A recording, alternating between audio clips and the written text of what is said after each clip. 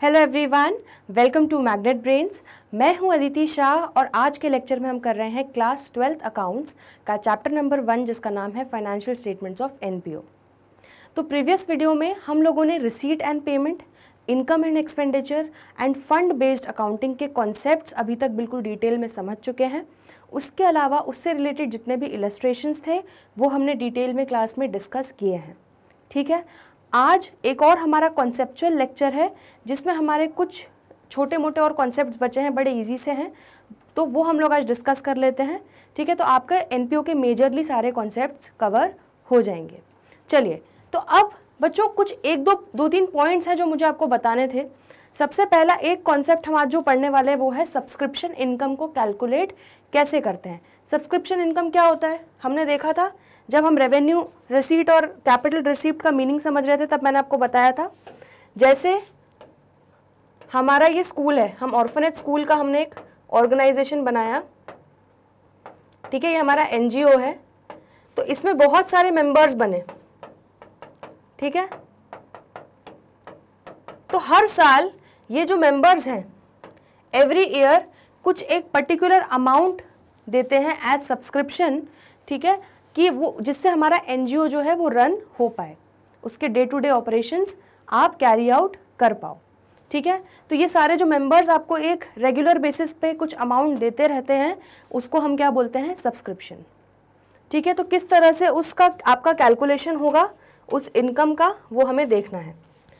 तो अब आप ये जो बोर्ड पे सब लिखा हुआ देख रहे हैं, आप लोगों को लग रहा होगा अरे ये सब इतना कैलकुलेशन क्या है, लेकिन बच्चों मैं आपको अभी जो चीज़ बोलने वाली हूँ ना, आप लोग शॉक्ड हो जाएंगे सुन के।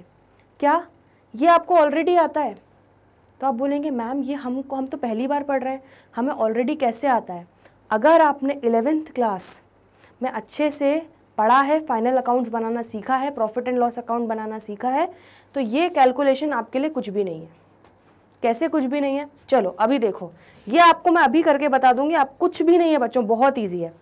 आप लोग जनरली क्या करते हो, और हम लोगों ने भी 12th क्लास में ये गलती करी थी, हम रट लेते थे, अच्छा प्लस ये करना है, ये माइनस करना है, बस दिमाग में रट के और हमने याद कर लिया। लेकिन लॉजिक समझना बहुत इंपॉर्टेंट है। तो पहले इसको समझाने के पहले, फॉर्मूला हम देखने के पहले, हम लोग पहले कॉन्सेप्ट समझ लेते हैं, लॉजिक समझ लेते हैं। चलो, अब आप profit and loss account suppose बनाते थे, अभी सब कुछ भूल जाओ कि अभी हम क्या पढ़ रहे हैं, बस एक बार एक छोटा सा क्विक रिवीजन करवा रही हूँ मैं। हम पीएनएल अकाउंट बनाते थे, ठीक है, तो आपको ये चीज़ याद होगी। हम सपोज यहाँ पे लिखते थे एक्सपेंस में 2 सैलरी, तो यहाँ पे हमारी जितनी भी सैलरी हुई, सपोज हमारी 11,000 रुपये हमने सैलरी पे करी। ठीक है, और 1,000 रुपये हमारा सैलरी आउटस्टैंडिंग है, ड्यू हो चुका है। ठीक है, लेकिन वो हमने पे नहीं किया, तो उसको हम क्या करते थे, यहाँ पे ऐड करते थे, 1,000 ऐड किया। इसी तरह कोई भी एक्सपेंस हुआ और कोई एक्सपेंस आउटस्टैंडिंग है, पे करना बाकी है, तो उसको ऐड करके हम टोटल फिगर दैट इज 12,000 लेते थे। इतना याद आ रहा है? आ रहा है, वेरी गुड। चलो अब एक बात बताओ, ये हम क्यों करते थे? क्यों बताओ? जिन बच्चों के दिमाग में अगर ये बात आ गई, क्योंकि हम पीएनएल जो है, हम अपने अकाउंटिंग जो है अक्रूवल बेसिस पे करते हैं, तो बच्चों आप समझ लो बस आपने जंग जीत ली। ठीक है, क्योंकि बस ये सब्सक्रिप्शन इनकम का सेम यही कॉन्सेप्ट है। क्योंकि बच्चों हम अकाउंटिंग अक्रूवल बेसिस पे करते हैं, सिर्फ रिसीट एंड पेमेंट जो है वो हमारा कैश बेसिस पे होता है, बाकी पूरी अकाउंटिंग हमारी अक्रूवल बेसिस पे होती है। तो मैंने अक्रूवल बेसिस आपको बहुत बार समझाया है, क्या मतलब होता है मैं फिर से बता रही हूँ। जितने भी एक्सपेंसेस ड्यू हो चुके हैं जो इस साल से रिलेटेड हैं, ठीक है, जितने भी इनकम ड्यू हो चुकी है, ठीक है, जो हमें मिलनी ड्यू हो चुकी है, इस साल से रिलेटेड है, भले ही एक्सपेंस आपकी जेब से पैसा गया हो नहीं गया हो, भले ही इनकम मिली हो नहीं मिली हो, उससे मतलब नहीं है। हमें किससे मतलब है कि इस साल से रिलेटेड कितना एक्सपेंस ड्यू है, इस साल से रिलेटेड कितनी इनकम ड्यू है, बस हमको वही दिखाना है। क्लियर हुआ इतना? ये कॉन्सेप्ट अक्रूवल बेसिस पे हम लोग करते हैं। ठीक है, यही पीएनएल पे अप्लाई करते हैं। इसीलिए इस साल भले ही हमने 11,000 पे करा सैलरी, लेकिन क्योंकि 1,000 रुपये हमने पे नहीं किया था लेकिन ड्यू हो चुका था, हमारी मार्च की सैलरी ड्यू थी, एम्प्लॉयज़ को देना ड्यू था, इसीलिए क्योंकि वो खर्चा इस साल से रिलेटेड है जो ड्यू हो चुका है, हम उसको ऐड करके टोटल 12,000, दैट इज हमारा इस साल का टोटल ड्यू सैलरी हम इस तरह से दिखाते हैं। ठीक है, याद आ रहा है, पीएनएल में आपने पढ़ा था। सिमिलरली सपोज कोई भी XYZ इनकम मान लो, सपोज बाय इंटरेस्ट या बाय रेंट रिसीव्ड मान लेते हैं, चलो सबसे बढ़िया। तो बाय रेंट रिसीव्ड, सपोज आप महीने का 2,000 रुपये रेंट लेते हो। ठीक है, आपने कोई प्रॉपर्टी रेंट पे दी है, आप महीने का 2,000 रेंट लेते हो। अब आपको एक बड़ी सिंपल सी चीज़ मैं बताती हूँ। सपोज आपको 11 महीने का रेंट मिल गया। कितना रेंट मिल गया? 2,000 एक महीने का, तो टोटल 11 महीने का दैट इज 22,000 रेंट मिल गया आपको। ठीक है, लेकिन आपके लिए इस साल 12 महीने का पूरा इनकम तो ड्यू हुआ है, क्योंकि सामने वाली पार्टी 12 महीने आपकी प्रॉपर्टी में रही है, तो आप 12 महीने का रेंट रिसीव करने के लिए आप एलिजिबल हो चुके हो। लेकिन आपको कितना मिला है? 22,000। तो प्लस आउटस्टैंडिंग रेंट कितना आपको मिलना बाकी है? 2,000 और मिलना बाकी है। तो टोटल आपकी इनकम आप कितनी रिकग्नाइज करोगे पीएनएल में? 24,000, ना कि 22,000। हाँ, कैश बुक आपकी जो होती उसमें आप 22,000 आपको रेंट मिला, बस ये दिखा के खत्म कर देते। लेकिन हमेशा हम पीएनएल, हमारा नॉमिनल अकाउंट होता है, इसमें हम अक्रूवल बेसिस पे अकाउंटिंग करते हैं। तो यहाँ पर आप क्या कैलकुलेशन दिखाते कि मुझे रेंट रिसीव तो हो गया है 22,000, लेकिन ड्यू भी है 2,000 रुपये। वो इनकम अक्रू हो चुकी है लेकिन मुझे मिली नहीं है, तो ये आपका अक्रूड रेंट हो जाता। आ रहा है समझ में? ये आप ऐड करके टोटल यहाँ दिखा देते। तो इस तरह से आप आउटस्टैंडिंग रेंट आपने ऐड कर दिया जो इस साल का है। ठीक है, तो outstanding rent at the end of the year आप क्या करते थे? ऐड करते थे। याद आ रहा है? Very good. अब सपोज सामने वाली पार्टी ने आपको सपोज करो 4,000 रेंट, 4,000 रुपए का रेंट अगले साल का दे दिया, एडवांस में रेंट पे कर दिया सामने वाली पार्टी ने। ठीक है, तो वो जो 4,000 का रेंट है, क्या वो इस साल से रिलेटेड है? नहीं। वो कौन से साल से रिलेटेड है? वो अगले साल से रिलेटेड है। आ रहा है समझ में? ये हमारा साल है, सपोज हम 1 अप्रैल 20 को स्टार्ट कर रहे हैं और ये हमारा 31 मार्च है 2021। ठीक, तो 31 मार्च 2021 तक सपोज आपको ये पूरे साल का रेंट उसने नहीं, आप पूरे साल का रेंट दे दिया सपोज, ठीक है, 24,000 दे दिया, प्लस उसने क्या किया, आपको अगले साल का भी उसने सपोज 2 महीने का रेंट और दे दिया, अप्रैल का भी रेंट दे दिया और मई का भी रेंट दे दिया, मतलब 4,000 रेंट आपको और दे दिया। ठीक है, तो क्या ये अगले 2 साल का जो रेंट है, अगले 2 महीने का जो रेंट है, क्या वो इस साल से रिलेटेड है, मेरे इस करंट ईयर से रिलेटेड है? नहीं। ठीक है, तो जब इस साल से रिलेटेड ही नहीं है तो मैं इसको क्यों अकाउंट फॉर करूं, है ना? तो यहां पर आप क्या दिखा दोगे, यहां पर देखो उल्टा हो जाएगा। ये आपको outstanding rent at the end of the year समझ में आ गया। अब देखो यहीं पर मैं आपको एक सिंपल सा एग्जांपल बता देती हूँ, यही वाला एग्जांपल। तो आपको बच्चों टोटल कितना रेंट मिला? 24,000 तो इस साल का मिल गया, प्लस 4,000 आपको अगले साल का 4,000 अगले साल के 2 महीनों का मिल गया, तो टोटल आपको कितना रेंट मिल गया? 28,000 मिल गया। ठीक है, लेकिन क्या इस 28,000 में से ये पूरा इसी साल का है? नहीं। 4,000 जो है वो मेरे इस साल से रिलेटेड नहीं है, वो मेरा अगले साल का उसका हिसाब किताब है। तो उसको मैं क्या कर दूंगी, मैं यहाँ से माइनस कर देती हूँ और क्या दिखाती हूँ, मैं दिखा दूंगी माइनस एडवांस रेंट रिसीव्ड। कितना एडवांस रेंट मिल गया? 4,000। तो फिर आप किस तरह से इनकम दिखाते थे? 24,000। ठीक है, तो इवेंचुअली देखो आपका 24,000 ही इस साल का रेंट ड्यू होना है, तो वही आपका पीएनएल में इनकम चार्ज होगा। आया समझ में? ये आपको ऑलरेडी आता था, ये हम प्रॉफिट एंड लॉस में करते थे। आपको याद होगा हम इंश्योरेंस हमने पे किया, लेकिन अगर एडवांस इंश्योरेंस जो प्रीपेड इंश्योरेंस हमने पे कर दिया उसको हम क्या करते थे? माइनस करके दिखाते थे, जो अगले साल से रिलेटेड है।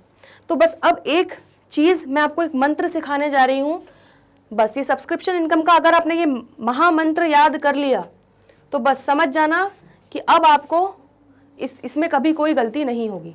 सपोज ये हमारा है ईयर 2019-20, ये है हमारा 2020-21 और ये है हमारा ईयर 21-22, ठीक है। अब सपोज ये हमारा है करेंट ईयर, ये हमारा कौन सा हो जाएगा, ये हमारा हो जाएगा प्रीवियस ईयर, ठीक है। और ये हमारा कौन सा हो जाएगा, ये हमारा हो जाएगा नेक्स्ट ईयर।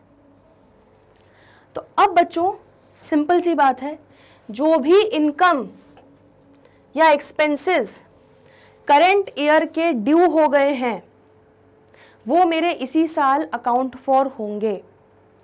पिछले साल का क्या ड्यू था, पिछले साल में क्या एडवांस मिला, जो भी XYZ, मुझे उससे मतलब नहीं है। जो चीज़ इस साल को बिलोंग करती है वो इसी साल रिकॉर्ड होगी, ठीक है। जो चीज़ इस साल को बिलोंग करती है वो इस साल रिकॉर्ड करेंगे, ठीक है। क्लियर हो रहा है, आ रहा है समझ में। सिमिलरली अगर मैंने इस साल में कुछ अगले साल का पेमेंट करा है तो वो मैं हटा दूंगी, जैसे मैंने यहाँ से हटाया। तो बस अब यहाँ पर आप एक सबसे बड़ा मंत्र याद कर लो, क्या, आपका ये सब्सक्रिप्शन इनकम यहाँ पर खत्म हो जाएगा। यहाँ पर लिख लो महामंत्र। महामंत्र ये है, मतलब रखो, मतलब रखो इस साल से अगला पिछला जाने दो।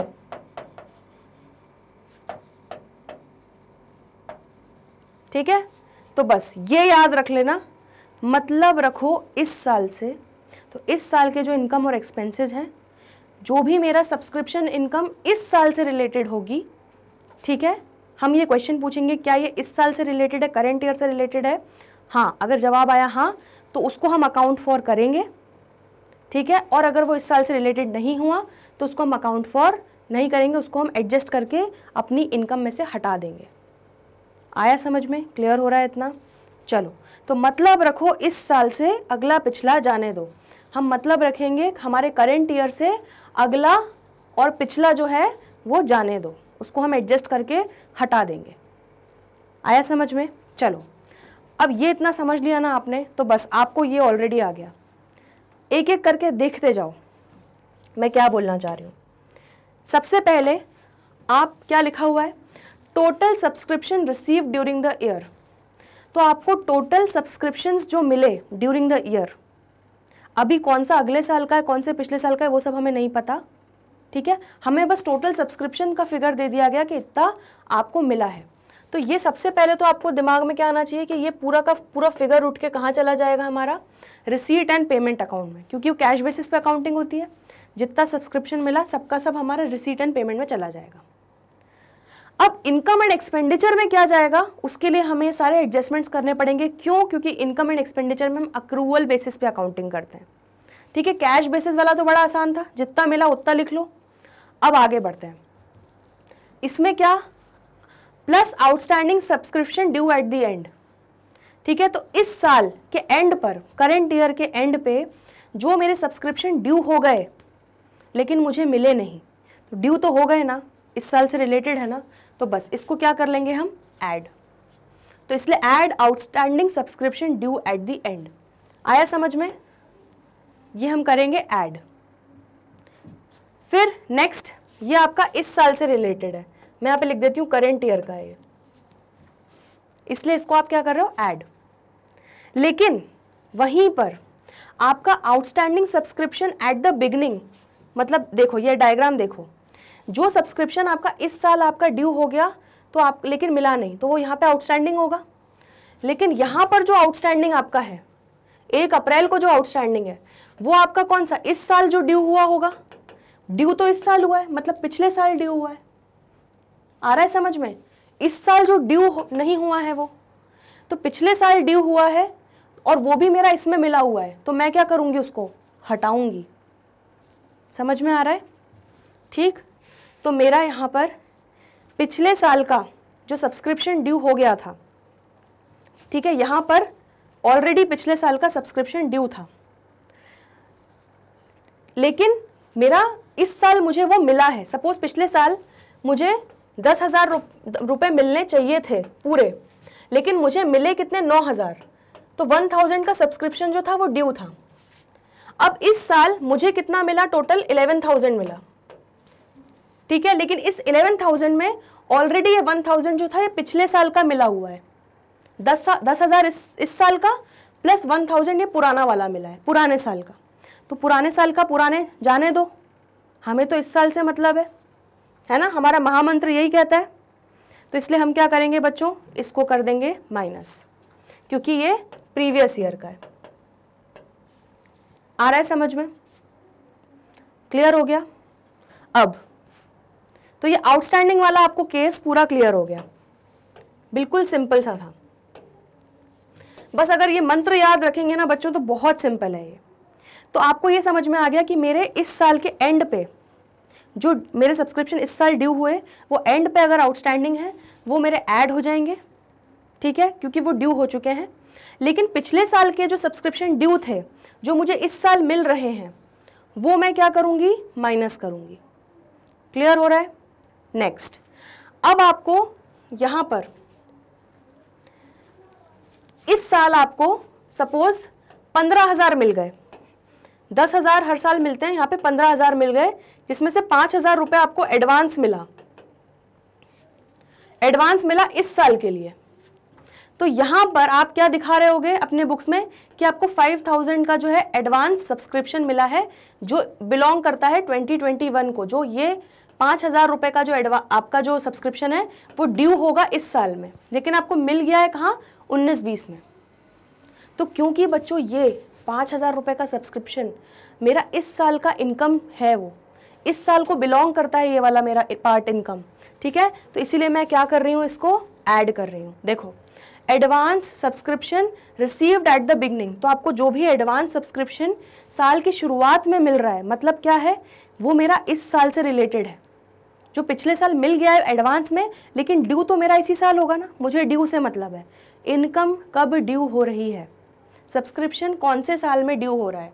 अगर इस साल में ड्यू हो रहा है तो मैं उसको ऐड करूंगी, अगर वो इस साल से रिलेटेड नहीं है तो मैं उसको माइनस कर दूंगी। सिंपल सी बात है, ठीक है। तो ये आपका करंट ईयर से रिलेटेड है, इसलिए इसको भी मैं ऐड कर रही हूँ। देखो, अपनी इनकम में जोड़ रही हूँ। वहीं पर अब एक दूसरा केस ले लेते हैं। सपोज करो मैंने यहां पर मेरा 10,000 ड्यू था, 10,000 मेरी इस साल की सब्सक्रिप्शन ड्यू मेरे को मिल गई, लेकिन प्लस मुझे 2,000 एडवांस मिल गया, और मिल गया एडवांस जो अगले साल ड्यू होनी थी सब्सक्रिप्शन, उसका मुझे अभी से पैसा मिल गया। वही बात, रेंट रिसीव्ड, लेकिन एडवांस रेंट रिसीव्ड जो हो गया अगले कुछ महीनों का मिल गया आपको, ठीक है। तो आपको टोटल 12,000 मिला। लेकिन इस साल की बच्चों क्या है, इस साल की तो आपकी 10,000 की इनकम है ना, तो ये 2,000 आपको क्या करना पड़ेगा, जो टोटल 12,000 है उसमें से 2,000 हटाना पड़ेगा, और इस साल की आपको सब्सक्रिप्शन 10,000 ही दिखानी पड़ेगी। आ रहा है समझ में। जिस तरह से हमने यहाँ दिखाया है कि रेंट रिसीव्ड हमारा 28,000 हमें मिला, लेकिन 4,000 जो था वो एडवांस रेंट था अगले साल से रिलेटेड। तो हमें किससे मतलब है, हमें मतलब है इस साल से, अगला पिछला जाने दो। तो ये अगला पिछला जो हमारा अगले साल का है, ये हमारा नेक्स्ट ईयर से रिलेटेड जो है, इसको भी हम माइनस करेंगे। तो आपने देखा कि जो भी चीज़ें हमारी करेंट ईयर से रिलेटेड है वो हम ऐड करेंगे, जो भी हमारी प्रीवियस और नेक्स्ट ईयर से रिलेटेड है उसको हम हटा देंगे, वो हमारी इस साल की इनकम में इंक्लूड नहीं होगी। आया समझ में, क्योंकि वो ऑलरेडी अपने पर्टिकुलर ईयर में वो उनको अकाउंट फॉर करेंगे। आ रहा है समझ में, बिल्कुल क्लियर है ये सारी चीज़ें। ये सारे कैलकुलेशंस प्लस माइनस करने के बाद हमारा आएगा actual subscription income for the year, that is हमारा 10,000 सपोज, यहाँ पे एग्जाम्पल है, ठीक है। तो 10,000 रुपये आपका actual subscription income for the year होगा, और ये हम कहाँ लेके जाएंगे बच्चों, ये हमारा जाएगा इनकम एंड एक्सपेंडिचर अकाउंट में। आया समझ में। जो टोटल सब्सक्रिप्शन रिसीव हुए, एक्चुअली कैश में रिसीव हुए, पैसों में रिसीव हुए, वो आप ले जाओगे रिसीट एंड पेमेंट में, प्लस उसमें आउटस्टैंडिंग एडवांस के एडजस्टमेंट्स करके आपका जो एक्चुअल ड्यू होना चाहिए इस साल का सब्सक्रिप्शन इनकम, वो आप लेके जाओगे इनकम एंड एक्सपेंडिचर में। आई होप मैंने आपको बिल्कुल क्लियर कर दिया है अच्छे से, ठीक है। अब सब्सक्रिप्शन इनकम का एक और तरीका है निकालने का, यही वाली इनकम निकालने का तरीका एक और है, क्या, कितने मेंबर थे, सपोज करो, बड़ा सिंपल सा, ठीक है। ये आपको अगर एक बार नोट करना हो या कुछ इसमें बनाना हो तो आप बना सकते हो, ये सारा आपको कॉन्सेप्ट रजिस्टर में लिखना है बच्चों। चलिए तो मैं इसको रब कर रही हूं। अब एक चीज देखो, या तो मैंने आपको वैसे कैलकुलेट करके बता दिया 10,000, या आप ऐसे कैलकुलेट कर सकते हो कि ये आपका एनजीओ है, ठीक है। यहाँ पे आपके हैं 1 2 3 4 5,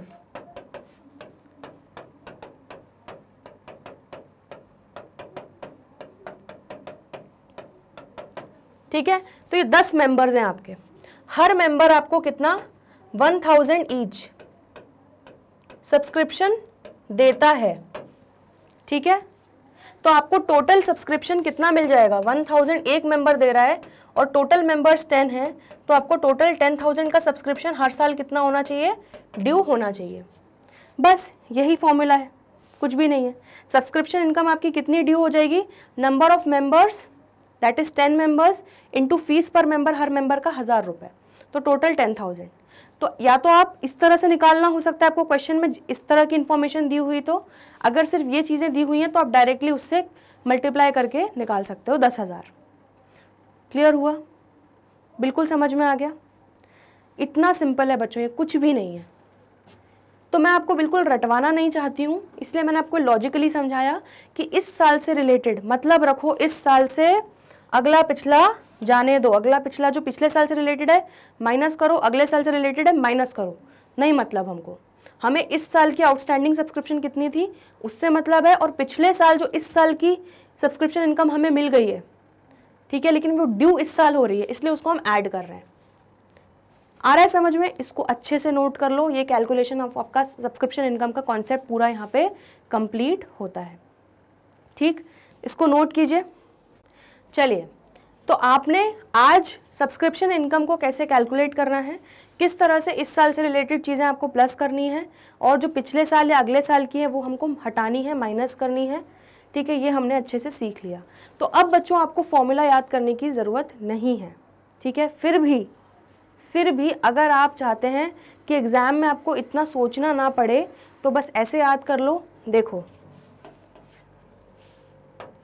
outstanding subscription due at the end, तो आउटस्टैंडिंग जो है, outstanding subscription at the end वो ऐड होगा, तो outstanding subscription at the beginning जो है वो माइनस होगा।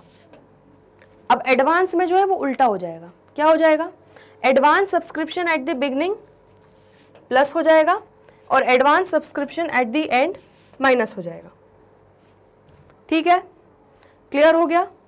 तो ये मैंने CY जो लिखा है बच्चों ये है करेंट ईयर, ठीक है, PY जो लिखा है प्रीवियस ईयर, और NY इसको मैं एक काम करती हूँ लिख देती हूँ इनकेस अगर आप कंफ्यूज ना हो जाएं।